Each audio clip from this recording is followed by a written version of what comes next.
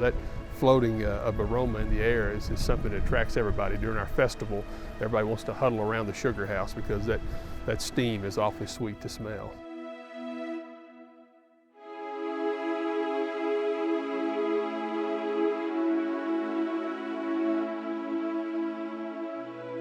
It's just a kind of a foreign idea of doing maple syrup in Kentucky. It's such a strange notion to do that this far south. We claim to be the southernmost maple producer.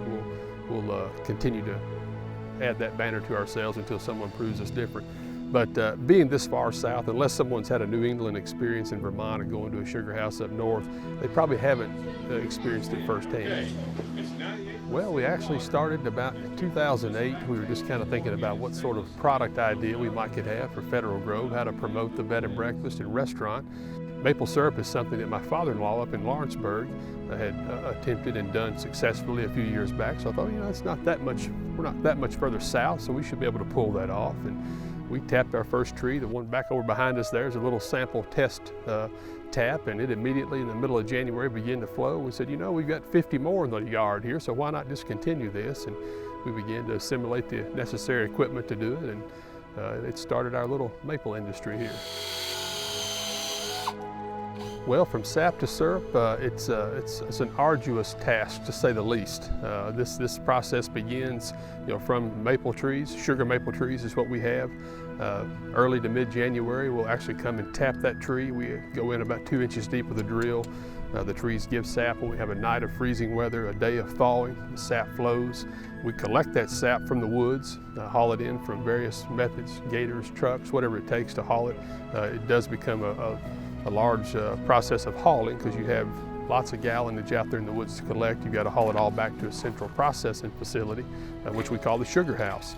And once that is all brought back to the sugar house, it's just a sequence of condensing that product through a series of evaporation methods, one of which we run it up into our sap tank. Once it goes in there, we start this boiling process. And to be pure maple syrup, all we're doing is removing water from the sap. We start out at about 98% water, 2% sugar, and we're wanting to achieve a 66% sugar product. And at that point, it is maple syrup.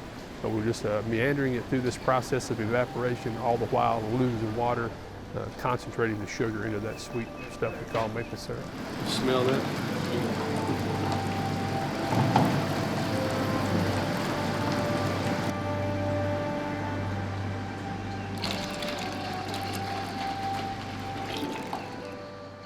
There's different methods of collection, and in our method here at this farm, we're actually doing gravity sap collection, which is the lesser way to collect. You actually could produce more if you were on vacuum, but we have buckets hanging from the trees. This is the traditional form of collecting of sap, but that's really the least labor intensive, which we like.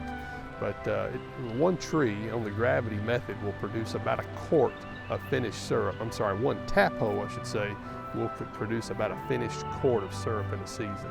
So if you're at a 40 to 1 gallon ratio, you're talking about 10 gallons of sap that tree will produce, or that one tap hole will produce in a season. Well, the main thing, with groups like that we're here today, and even adults that come in, it's just a kind of a foreign idea of doing maple syrup in Kentucky. So we want to kind of walk them through all the processes of the maple industry, and who is big in it, who is small. We are the smallest state as far as we know of production. And just how difficult it is. Maple syrup is considerably more expensive than pancake syrup, which is corn syrup, and we want to explain to them why. Why there's so much labor involved, such a process to get it to that pure state. Very few pure products anymore. Maple syrup is one of those, and we want to emphasize the importance of that. And everyone's trying to get back to the land and understand the origin of their foods, and what better way to come and watch a natural product being made in your backyard. It comes to the front tank, and then we're going to finish it off. We've got to be good stewards of what we've been given. We've been given wonderful maple trees. They're a tremendous resource. A little small tree. I was just telling the kids earlier today, it takes almost 20 to 25 years for that tree just to be healthy enough, large enough to produce sap that we can take. And if we handle things properly and use our standards that the maple industry has created to protect those trees, they literally can give that sap their entire life, beyond our generation. 75 to 100 years from now, those trees will still be producing. And I've been to Sugar Bushes, which is what a cluster of maple trees is called up north, and there are trees that have been tapped there for over 100 years, and they're still healthy, vibrant trees. And there's no harm done to them in the process, and nature's way of giving back to us an awfully sweet sampling of their work.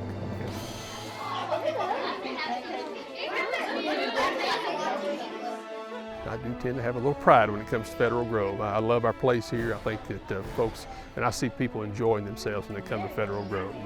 It's a place that folks gather and get together. We always see them in a celebratory mood. They're always here, they're happy, and they're having a good time. So it makes us have a good time. It's fun serving people when they're having fun. But we proudly serve our folks meals. We have a bed and breakfast, and we also, the maple syrup has become an integral part of our business as well. As kind of letting folks know what we do that's special around here. You can eat a meal here, but you also can see something done that's probably not done, at least publicly, for several hundred miles away. God has blessed me with what I have here, and we've been able to do this and make a living at it. And the old adage, and I've heard it in recent days, you know, if you do what you love, you'll never work a day in your life. And I feel like that's what we're doing here.